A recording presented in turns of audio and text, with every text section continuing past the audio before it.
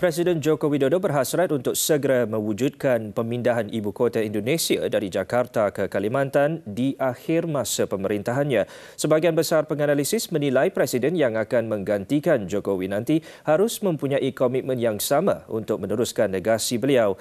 Namun, apakah rakyat Indonesia juga memiliki hasrat yang sama? Nadia Mohsin melaporkan.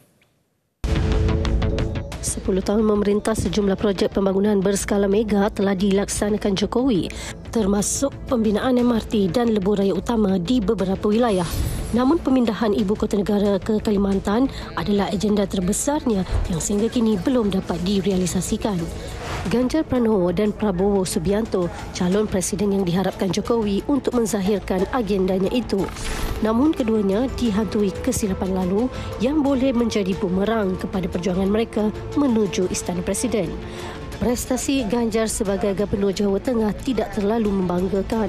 Bahkan beliau dilihat lebih sibuk membangun citra media sosial berbanding melaksanakan tanggungjawab hakikinya.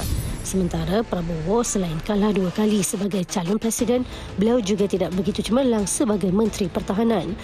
Prabowo juga mempunyai khilaf politik masa lalu ketika pemerintahan Orde Baru Soeharto yang juga merupakan bapa mertuanya ketika itu. Calon Presiden pilihan Parti Nasdem, Anies Baswedan, yang nyata bukan Jokowi Man, turut dikritik selama menjadi Gubernur Jakarta. Beliau dikatakan lebih mengutamakan faktor populis dalam membuat keputusan. Baru-baru ini pula Nasdem, parti yang mencalonkan Anies, menerima tamparan apabila Setiausaha Agung parti itu ditahan ekoran kes rasuah. Ini merupakan konsekuensi logis bagaimana perjalanan yang terjal dalam proses pencapresan Anies. Tentu kita melihat ini suatu hal yang sangat, ya kalau boleh kita bilang abuse of power.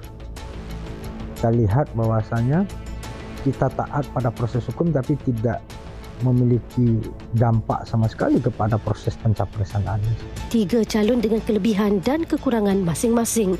Bagaimanapun masih terlalu awal untuk menilai siapa yang lebih layak menggantikan Jokowi. Menurut Rai Rangkuti, meskipun Jokowi menunjukkan prestasi baik terutama dari aspek pembangunan, ada hal lain yang gagal dicapai selama 10 tahun pemerintahan presiden yang berasal dari Solo itu. Calon presiden yang lebih peduli pada isu-isu hak asasi manusia, toleransi, demokratisasi, anti dinasti, dan sebagainya. Lebih bersifat ruhani isunya dibandingkan dengan bersifat fisik ya.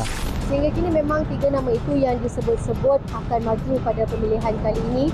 Namun sehingga saat ini masih belum ada mana-mana parti yang berkoalisi secara utuh bagi menyokong calon-calon tersebut.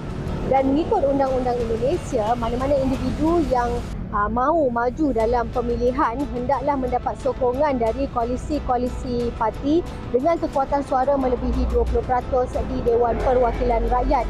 Dan pelbagai kemungkinan boleh saja terjadi sehingga ianya dimuktamadkan ketika pendaftaran dibuka pada Oktober nanti.